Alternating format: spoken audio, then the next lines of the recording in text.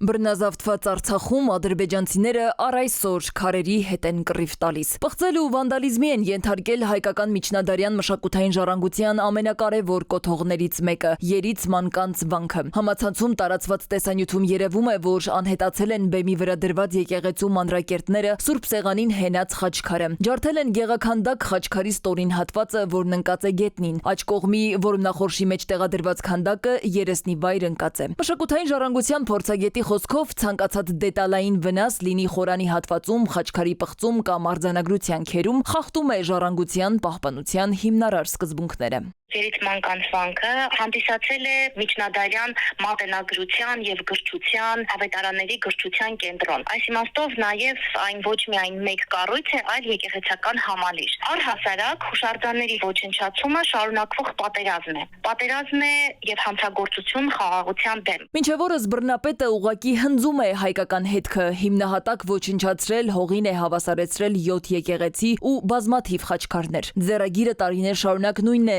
նպատակը մեկը՝ ջնջել, սրբել հայկականը։ Մշակութային ժառանգության ոչնչացումը ըստ մասնագետների նաև մարդու իրավունքների խախտում է, որովհետև զրկում է ժողովուրդներին իրենց ժառանգության հետ կապ ունենալու իրավունքից։ Կովկասագետն էլ ընդգծում է, թշնամու անհանդուրժողականությունը այնքան է խորացել ու արմատներ գցել, որ շատ դեպքերում նույն հուշարձանը մի քանի անգամ են ենթարկում վանդալիզմի։ Արցախում ունենք հուշարձաններ, որոնց նկատմամբ տասնյակից ավելի վանդալիզմի դեպք է գրանցվում։ Այսինքն Սուրբ ամենափրկիչ եկեղեցին, եթե ցուցակագրենք վանդալիզմի դեպքերը, սկսած 1920 թվականից 50-ի սահմանը անցնում է։ Առաջնային քանդում են այն, ինչի վրա հայագիր արձանագրություն կա։ Կամ հայկական զարդանախշեր կան, այլ խաչքար անգամ ամբողջությամբ չեն ոչնչացում, ջարդում են այն հատվածը, որի վրա կա արձանագրություն, այսինքն թվագրված է տվյալ խաչքարը։ Խոսելով իրավական մեխանիզմների մասին, մշակութային ժառանգության փորձագետը հիշատակում է ՅՈՒՆԵՍԿՕ-ի 1994 թվականին Ճապոնիայում ընդունած Նարայի փաստաթուղթը իսկության վերաբերյալ, որն ամրագրում է, որ ցանկացած հուշարձան ճգնաժամային իրավիճակներում եւ հակամարտությունների գոտում գտնվելու պայմաններում պետք է պահպանի իր ամբողջականությունն ու իսկությունը։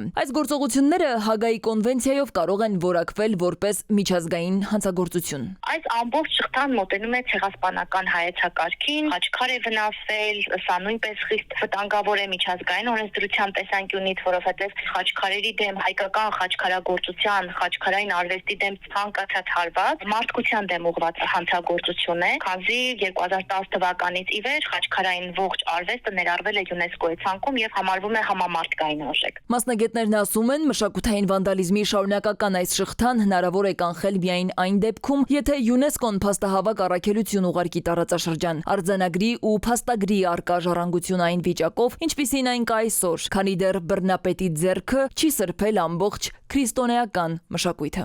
Սվետլանա Ավդիշյան, ժամը լրատվական։